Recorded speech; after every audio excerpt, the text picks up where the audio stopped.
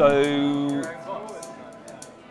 Jane Withers, who's sort of an acting curator for this project, she made contact with me, I think around November 2015. So we're talking a good year and a half ago. She visited my studio and she brought a variety of samples, early samples of the Really material, solid textile board, and they essentially tasked me with figuring out what is possible using this material. What is this new material capable of doing? I mean, the commission was interesting because I'm excited about materials, raw materials generally.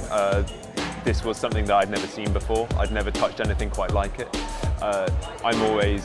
I'm a very hands-on designer, so I really like to get sort of physical and intimate with a raw material. So to be given this material that I'd never touched before, and I do play with lots of different materials, so this was it was a real new experience for me.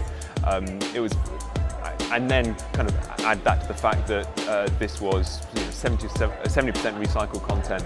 There's a chair, for example, which is quite a tall, I call it the throne.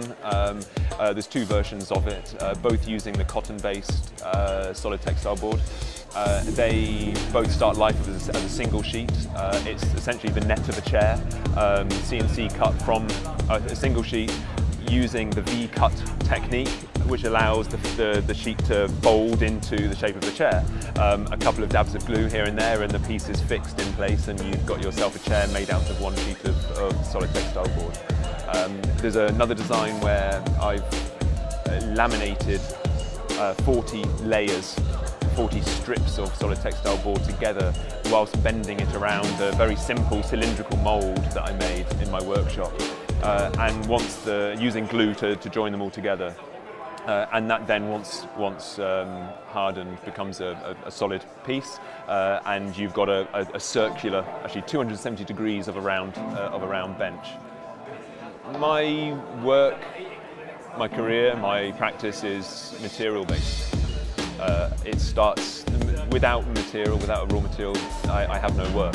So working on this project with Really is kind of very seamless in the sense that it's a material that I didn't know anything about. I wanted to know everything about it, and so just by working directly with the material, listening to the material, playing, seeing what it could do, I was able to then start applying that knowledge about its properties and its potential and apply it into the design of in this case, benches.